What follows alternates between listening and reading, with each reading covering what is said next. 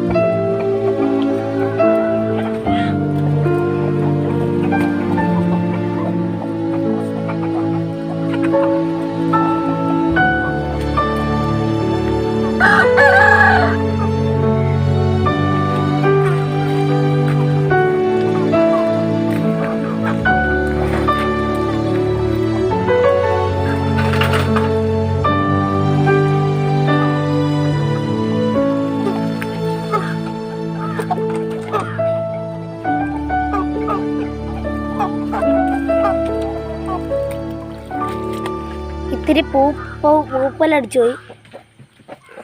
നമ്മൾ വെള്ളത്തിട്ട് കഴുകി വാരിയാണ് കോഴിക്ക് കൊടുക്കുന്നത്. ഇത് നമ്മൾ മെനങ്ങാന്ന് വാങ്ങിയ ചൂരയുടെ കുടൽ കഴിച്ചു. നമ്മൾ ഇവക്ക് കൊടുത്തതായിരുന്നു. ഇവള് കഴിക്കാതെ ഇരുന്നപ്പോൾ ഈ കോഴി എടുത്ത് കഴിച്ചു. ഈ കോഴിക്ക് എണീറ്റ് നടക്കാൻ പോലും വയ്യ. ഇപ്പോൾ 2 ദിവസം കൊണ്ട് ഇത്തിരി നേരെയായി വന്നേക്കോളും.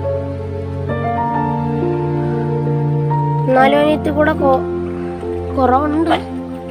എന്നാലും കുഴപ്പമാണ്.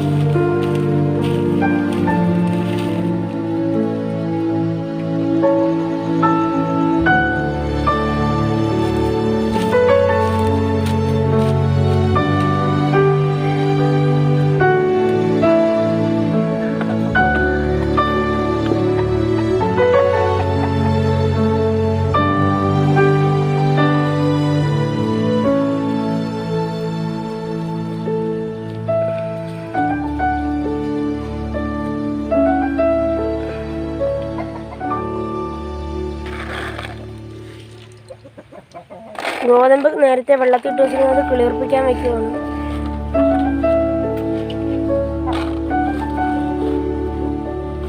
മൂന്ന് പാത്രങ്ങളിലായിട്ടാണ് നമ്മൾ വയ്ക്കുന്നത്.